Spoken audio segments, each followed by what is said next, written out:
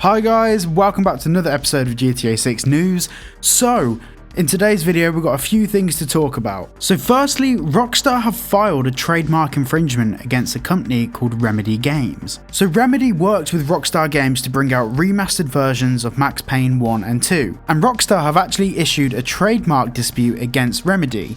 Now, there's a bit more information on this, and thank you to Brian in my Discord for sending the sources for this. So in the UK, we have something called the IPO, the Intellectual Property Office, which is basically where you register trademarks for logos, brands, and all of that sort of stuff. So Remedy Games registered 2 logos in May of this year. The first logo was this one, and the second logo was this one, and both of these logos have been opposed by Rockstar Games. Now, I personally find it very interesting that this has made it public. Usually, trademark infringements don't actually go to the IPO, especially when the two companies have a very close-knit relationship to each other, especially developing a game together. So the fact that this has gone to the IPO and it's been brought up as a trademark infringement means that this is pretty serious. This means that they haven't been able to civilly have a conversation between the two of them to figure this out. But there's two sides to every story, and I think we can try and understand it from both perspectives. Firstly, the company's called Remedy and their logo is an R.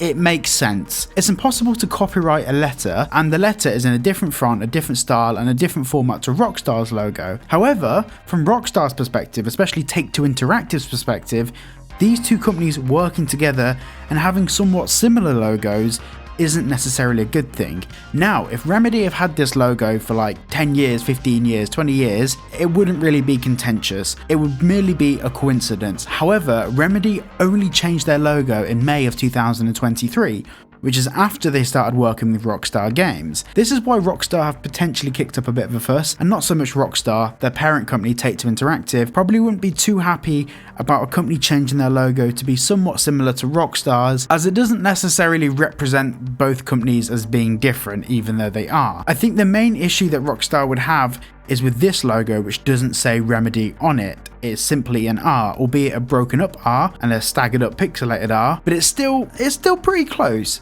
I personally don't think objectively it's close enough to be an issue, but at the same time, with the context of the fact that both companies have R logos, they're both working on the same games together, and Remedy changed it after the fact to this logo, I can understand why this could be a bit contentious. The next news I want to get onto this week is someone's recreated the GTA 6 trailer in Minecraft, and it looks awesome. Here's some screenshots from that, and I think it looks really cool. It's really clever how someone's done this, and I think it's good to show them some respect. I first saw this on the GTA 6 countdown page, and it's originally by someone called Boranium Art. Definitely go and check them out because this is really awesome. And the next news is also from the GTA 6 countdown page on Twitter. X, formerly known as Twitter. I'm never going to get used to calling it that. The GTA 6 trailer has officially surpassed the Minecraft trailer as the second most viewed video game trailer of all time, with over 167 million views in a month. And in first place is the most viewed video game trailer of all time, which is Subway Surfers, with over 360 million views. I am disappointed by that. And of course, the other big news that we had this week was that T-Pain leaked his involvement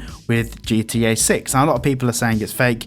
I don't believe it is. The context in which he spoke about it seemed pretty genuine, but I guess we'll find out. But I've done a whole video about that, which you can see in the top right hand side of the screen right now. Now, there's some other GTA 6 stuff that's floating around in the background at the moment. I'm waiting to see how those events play out and to see whether they are genuine or not before I make a video on them. But that's all the news I've got so far for this week. So thank you all for watching, and I'll see you all in the next one.